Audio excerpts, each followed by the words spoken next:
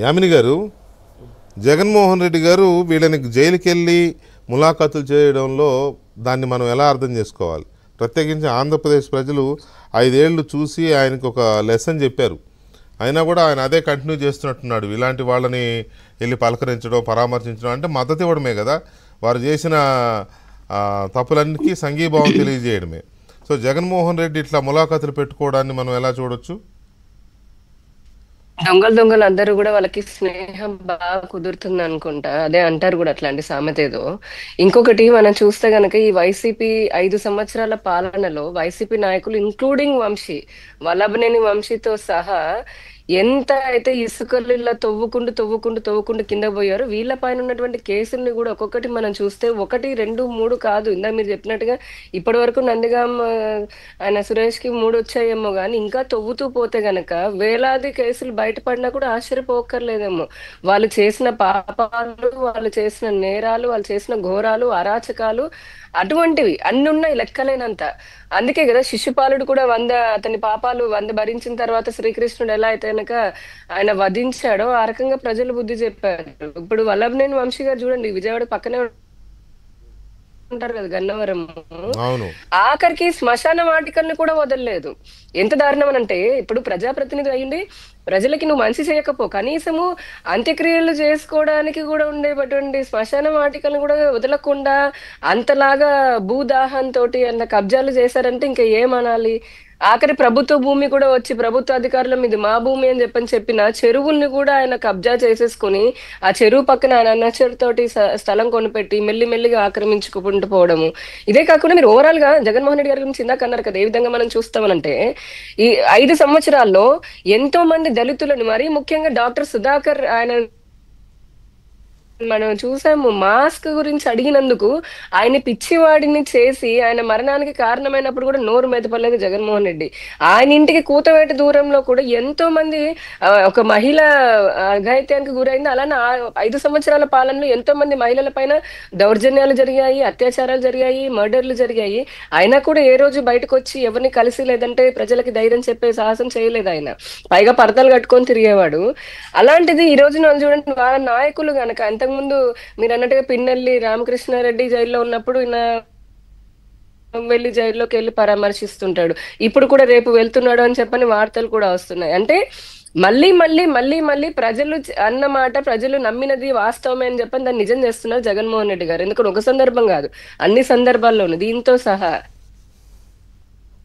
ఎంత దారుణంగా అంటే ఆ అధినేత, ఇప్పుడు ఇందాక ఇంతకుముందు పెద్దలు అంటున్నారు, అధినేత సరే మెప్పు కోసమో పదవుల కోసం మనందరికీ తెలుసు, బూతుల్లో సహజంగా ప్రజాప్రతినిధి కంటే ఏముండాలి, ప్రజల్లో మంచి బలం ఉండాలి, లేదా ఇచ్చిన హామీలు నిలబెట్టుకొని చేయాలని ఉండాలి.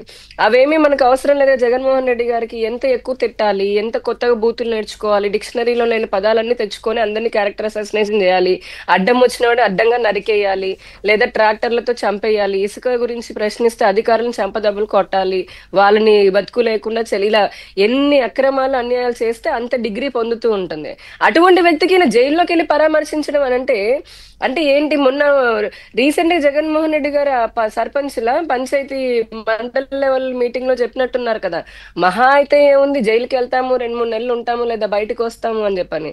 అంటే ఒక రాష్ట్ర ముఖ్యమంత్రిలాగా పనిచేసినటువంటి వ్యక్తి, ఇప్పుడు ఒక పార్టీ అధినేతలాగా ఎమ్మెల్యే లాగా ఉన్నటువంటి వ్యక్తినే పదే పదే దొంగ అంటే అరాచకం చేసి ఇటువంటి దళితుల పైన దాడి, దళితులనే కాదు రాష్ట్ర ప్రజల పైన దాడి చేసి లేదా వాళ్ళ హత్య చేసినటువంటి వాళ్ళని కూడా జైళ్ళలోకి వెళ్ళి కలుస్తున్నారని అంటే, జగన్మోహన్ రెడ్డి గారి యొక్క మానసిక పరిస్థితి అని కదా, ఆయన యొక్క ఆలోచన విధానము అందరూ కూడా ప్రజలందరూ గమనిస్తూనే ఉన్నారు. ఇది చాలా అంటే మన రాష్ట్రానికి మంచిది కాదండి పద్ధతి. ఎందుకంటే ఇప్పుడు పార్టీలు ఉన్నాయి, మేమందరం కూడా రాజకీయ పార్టీల్లోనే ఉన్నాం, ప్రతినిధులాగానే ఉంటున్నాము.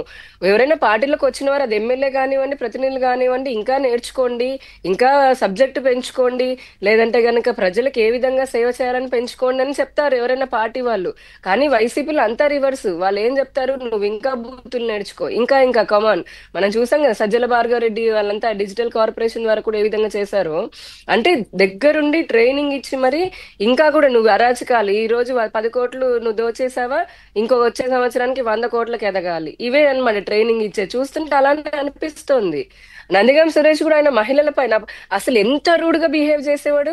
అతను ఒక్కడైనా కాదు, ఇంకా చాలా మంది వైసీపీలో ఒక్క ఎమ్మెల్యే లేదంటే దాదాపు ఒక మినిస్టర్ పేరు చెప్పండి వీళ్ళు దౌర్జన్యం చేయలేదు, వీళ్ళు అరాచకం చేయలేదు వాళ్ళ పాలనలో అని.